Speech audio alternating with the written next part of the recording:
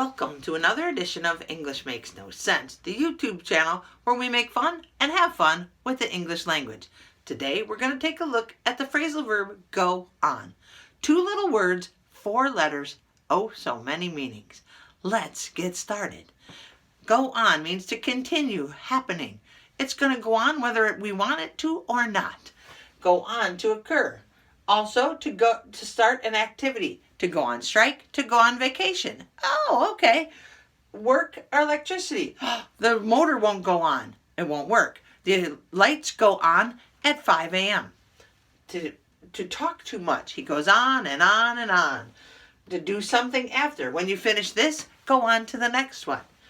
Base an opinion on something. The police have nothing to go on. They don't know what to do.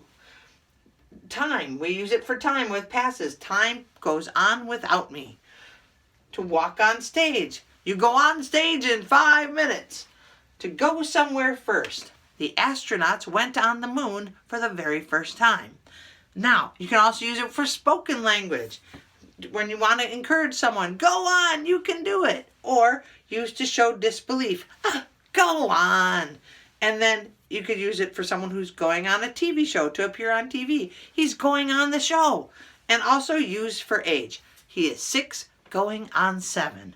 What? Yeah. So, go on. 4 letters, 2 words, and over 12 definitions and meanings and uses.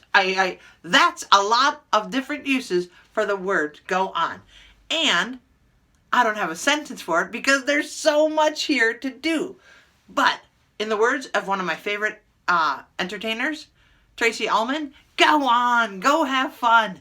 Go on, rewind if you want. Go on and check out all the different ways you can use go on. Go on, what are you waiting for? Peace, friends.